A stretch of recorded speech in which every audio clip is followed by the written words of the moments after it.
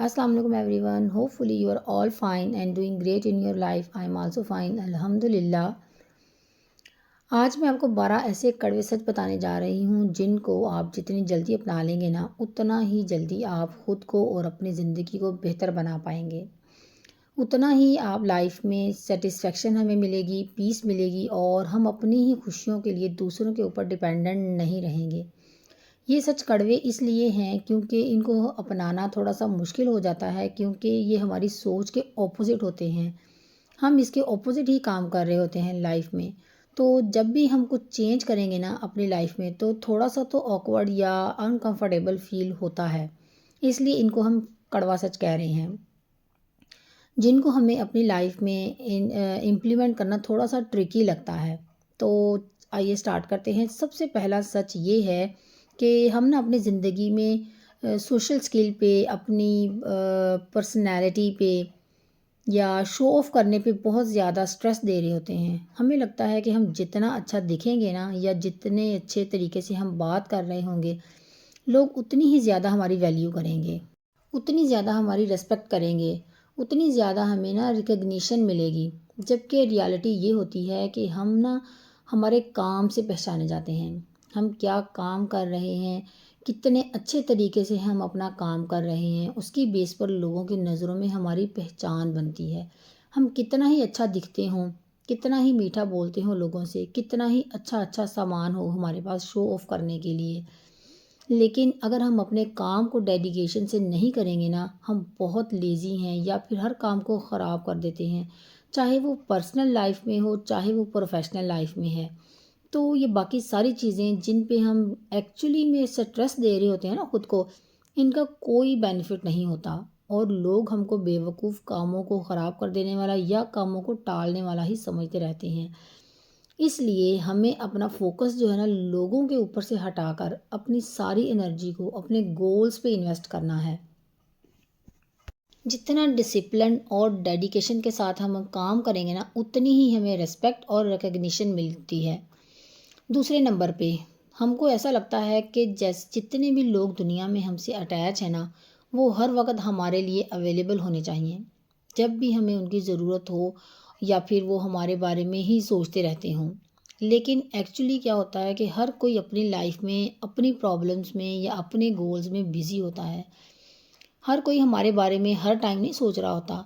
तो इसलिए अगर हम किसी को कॉल कर रहे हैं ना, या हमें ज़रूरत है किसी की, और सामने वाला पर्सन जो है वो हमें मना कर देता है किसी बात से, या हमारा काम करने से, या हमारे पास आने से, या वो हमारे नहीं मिलने आ पा रहा हमसे, तो इसका मतलब हमें ये नहीं कि हम ओवर थिंकिंग करने लग जाएं कि वो हमको इग्नोर कर रहा है या इसे हमसे कोई प्रॉब्लम है।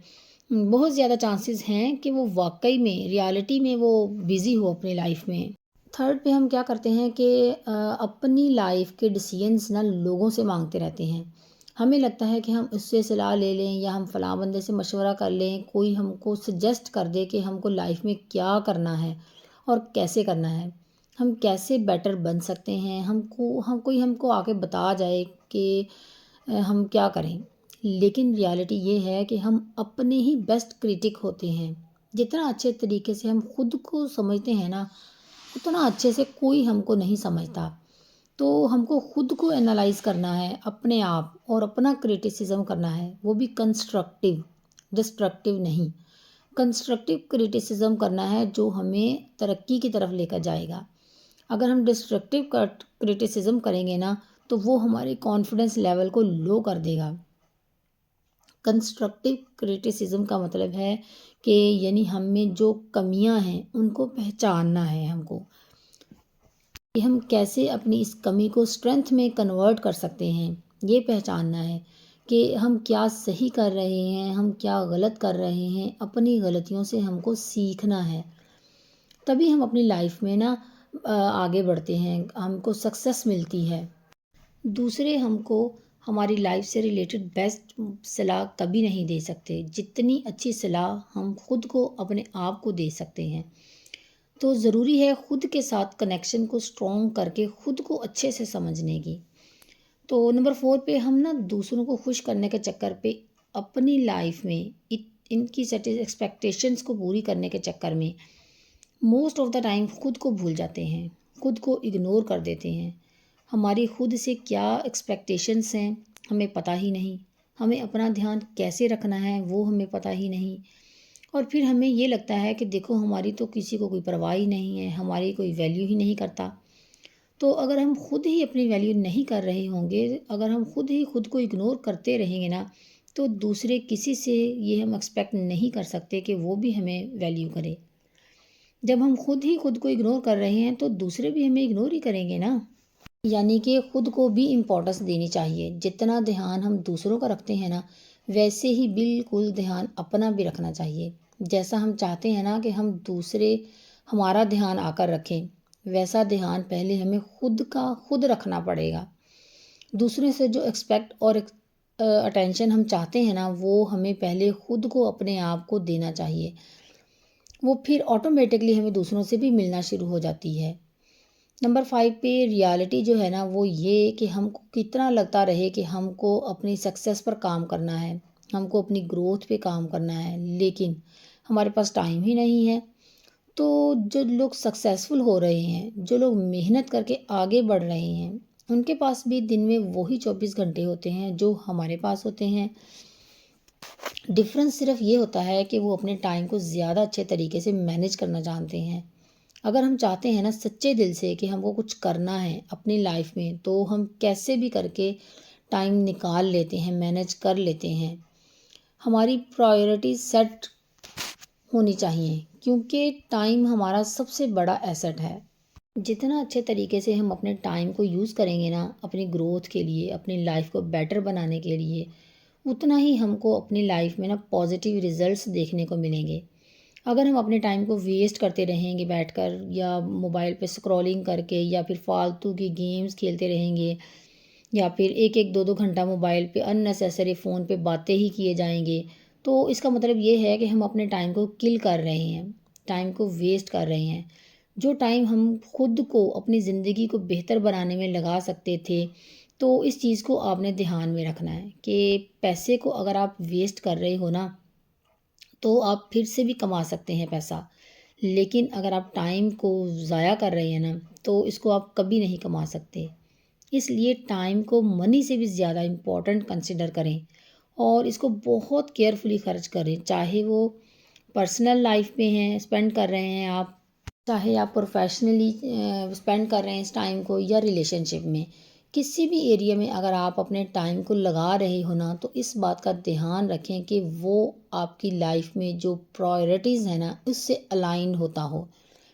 तभी आपको अपनी लाइफ में ना एक्स्ट्रा ऑर्डिनरी रिजल्ट्स देखने को मिलेंगे। सो नेक्स्ट नंबर 6 पे, लाइफ में हम कितनी कई दफ़ा ना बहुत ज़्यादा एक्साइटेड होते हैं।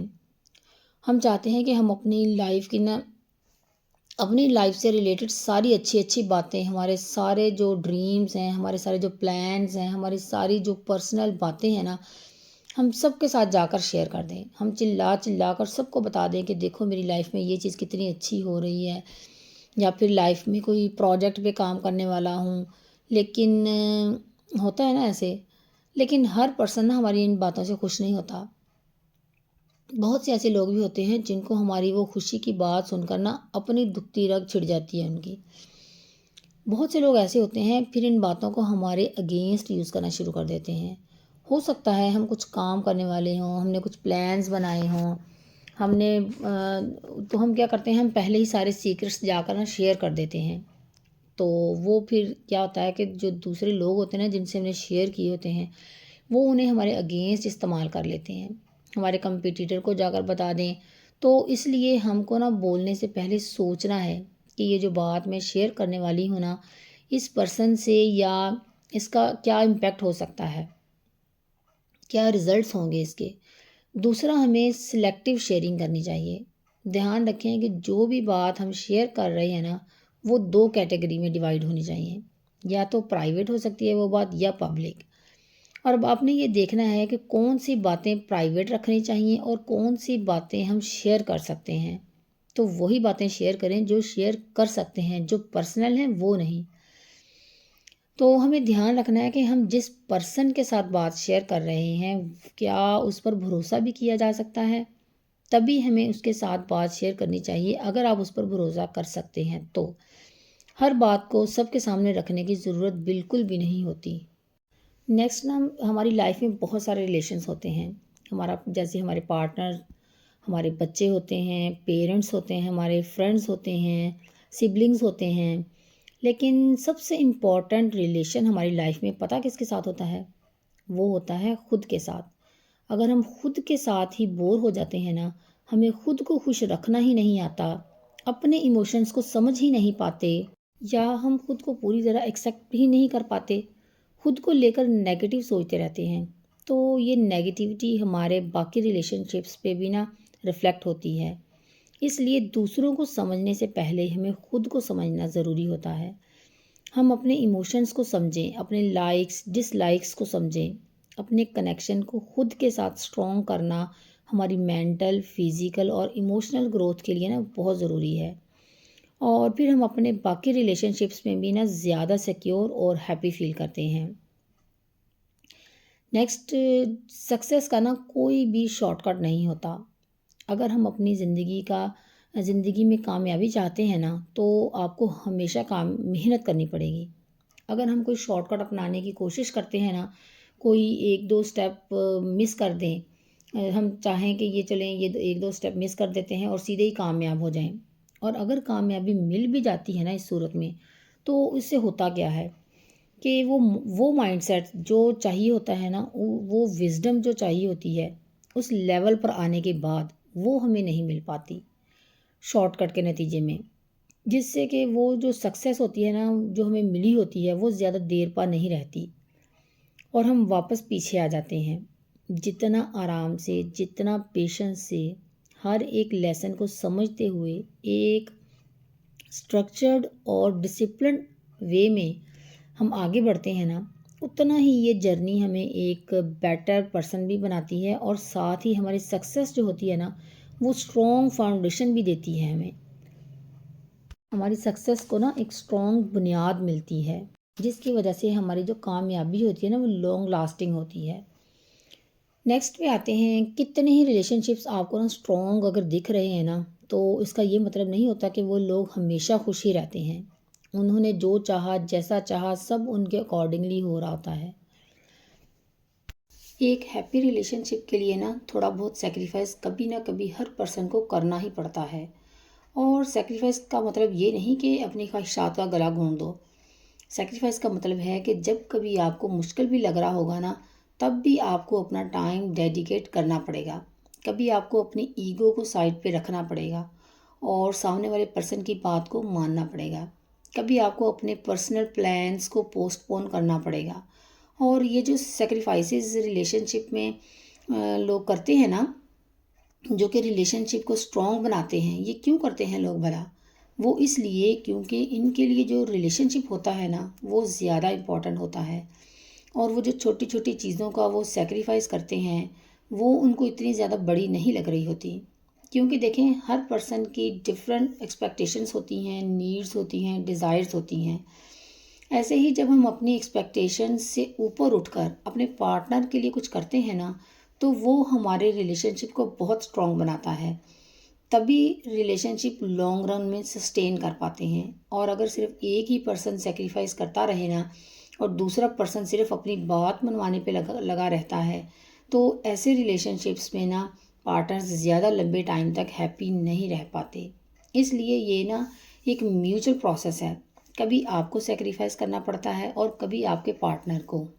अब आते हैं नेक्स्ट पॉइंट की तरफ। ये बहुत ही इम्पॉर्टेंट पॉइंट है, इसको ज़रा ध्यान से देखिएगा। हम ज़िंदगी में ना अपने आसपास के लोगों की लाइयर, वो क्या कर रहे हैं अपनी लाइफ में, हम उनके साथ अपनी लाइफ को ना कंपेयर करते रहते हैं। और जितना हम कंपेयर करने में लगे रहते हैं ना, उतना अगर हमें लाइफ में सक्सेस मिल भी जाती है उनके मुताबिक, तो फिर भी हमें सेटिस्फेक्शन नहीं मिलेगी। क्योंकि हमारी लाइफ में हमारा एक ही कंपटीटर होना चाहिए, जो कि हमारा सबसे बेस्ट कंपटीटर होता है, जो कि एक्चुअली में हमें लाइफ में सेटिस्फेक्शन दिलवा सकता है। जिसके साथ अगर हम compete करेंगे, तो उससे बेटर बनने की कोशिश करेंगे, और वो होते हैं हम खुद। तो हमारा हर दिन ऐसा होना चाहिए कि हम अपने आप को हर पिछले दिन से 1% बेटर बना सकें। जितना हम खुद को बेटर बनाते रहेंगे ना, अपने पास्ट विजन से, अपने पास्ट से जितना बेहतर करते रहेंगे, खुद को आगे बढ़ाते रहेंगे, उतना ही हम रियल मानों में खुद को सक्सेसफुल बनाएंगे, जो कि अल्टीमेट हमें सेटिस्फेक्शन और पीस देगी लाइफ में। दूसरों के साथ अगर हम खुद को कंपेयर करेंगे ना, तो इतनी बड़ी दुनिया में इतने सारे लोग हैं, एक के साथ कंपेयर करेंगे और आगे निकल जाएंगे तो हमें कोई और नज़र आ जाएगा, कोई और मिल जाएगा ज़्यादा कामयाब इंसान, हम फिर उदास हो जाएंगे। लेकिन जब हम खुद से compete कर रहे होते हैं ना, तो हमें हैप्पीनेस ही हैप्पीनेस मिलती है, हम उदास नहीं होते फिर, और हम मोटिवेटेड रहते हैं अपनी सक्सेस की जर्नी में। और नेक्स्ट पॉइंट है, ज़िंदगी में हमें ना बहुत सारी एडवाइस मिलती हैं, बहुत से लोग सलाह देंगे, बहुत से लोग हमें ना अपने एक्सपीरियंसेस शेयर करते हैं हमारे साथ किसी भी पर्टिकुलर बात को लेकर, या फिर इतनी इन्फॉर्मेशन अवेलेबल है आजकल सोशल मीडिया पे या फिर सर्च इंजन्स पे, हमको कभी भी यानी कि काफ़ी ज़्यादा नॉलेज जो है ना हमें मिलता रहता है, किसी भी चीज़ से रिलेटेड हमें नॉलेज गेन हम करते रहते हैं। लेकिन हमको अपने माइंड को भी यूज़ करना है। कोई भी इंफॉर्मेशन या किसी के भी एंड पे कोई सलाह जो हमें कोई देता है ना, अपनी लाइफ में इम्प्लीमेंट करने से पहले हमें अपने एंड पे रिसर्च करनी ज़रूर है। अपनी लाइफ पे अप्लाई करने से पहले आपने ज़रूर चेक कर लेना है, अपने दिमाग को ज़रूर इस्तेमाल करना है, क्योंकि बहुत से लोगों के अपने एक्सपीरियंसेस होते हैं, उनके अपने माइंडसेट या उनके अपने पर्सपेक्टिव पे वो बेस कर रहे होते हैं, उनकी जो भी नॉलेज होता है, हो सकता है वो हमारी लाइफ पे अप्लाई ही ना करती हों, उनके लिए वो बेहतर हो सकती हैं, उनकी लाइफ में वही चीज़ें वर्क कर सकती हैं, लेकिन हो सकता है कि वो हमारी लाइफ पे बेहतर ना हो। सेम इंफॉर्मेशन, सेम नॉलेज दो अलग अलग बंदों की लाइफ में सेम इम्पैक्ट रखता है, ऐसा कभी नहीं हो सकता। इसलिए किसी के भी एक्सपीरियंसेस को अपनी लाइफ में इंक्लूड करने से पहले, अपनी लाइफ में अप्लाई करने से पहले, उसको पहले रिसर्च ज़रूर करें कि वो आपकी लाइफ में अप्लाई करने के बाद आपको अच्छे रिजल्ट्स देंगे या नहीं। अब लास्ट में हम देखते हैं कि हम लोगों से बहुत सारी चीज़ें एक्सपेक्ट करते हैं कि वो हमको समझें, हम जैसा चाहते हैं वो हमको वैसा अटेंशन दें, हमसे प्यार करें, हमसे अच्छे तरीके से बात करें। लेकिन देखिए, हर पर्सन की अपनी प्रायोरिटीज़ होती हैं, अपनी लाइफ के एक्सपीरियंसेस होते हैं जिन्होंने उनके बिहेवियर को मॉडिफाई किया हुआ होता है। अगर हम उनसे एक्सपेक्ट कर रहे हैं कि एक ख़ास तरीके से हमारे साथ बिहेव करना चाहिए उन्हें, या उनको ये चीज़ें हमारे लिए करनी चाहिए, तो हमेशा एक्सपेक्टेशंस लगा कर रखेंगे ना, तो बहुत ज़्यादा चांसेस हैं कि आपकी एक्सपेक्टेशंस पूरी नहीं होंगी, क्योंकि हर पर्सन अपने तरीके से सोच रहा है, समझ रहा है, बिहेव कर रहा है, उसकी अपनी एक्सपेक्टेशंस हैं अपनी लाइफ में। हम अपनी एक्सपेक्टेशंस अगर उनके ऊपर थोप देते हैं ना, तो उसका मतलब है कि हम उस पर्सन को कंट्रोल करने की कोशिश कर रहे हैं, जो कि बिल्कुल भी ठीक नहीं। हमें एक्सपेक्टेशंस अपनी खुद से रखनी है कि हमको कैसे बिहेव करना है, हमको कैसे बात करनी है किसी से, क्योंकि हमारा कंट्रोल सिर्फ हमारे अपने ऊपर है। दूसरों को कंट्रोल करने की कोशिश करेंगे तो उनको भी दुखी रखेंगे और हम खुद भी दुखी होंगे, हमारे रिश्तों में भी कड़वाहट आ जाएगी। और अगर हम लोगों से एक्सपेक्टेशंस कम करके वो जैसे हैं उनको वैसा एक्सेप्ट करना शुरू कर देंगे ना, तो उनको कंट्रोल करने की कोशिश नहीं करते, उतना ही हम हैप्पीनेस को लेकर अपनी लाइफ में जो भी बेटर चीज़ें हम चाहते हैं ना, उनको लेकर हम इमोशनली इंडिपेंडेंट बनते हैं। इसलिए किसी को कंट्रोल करने की कोशिश ना करें और ना ही किसी को इजाज़त दें कि वो आपको कंट्रोल कर सके।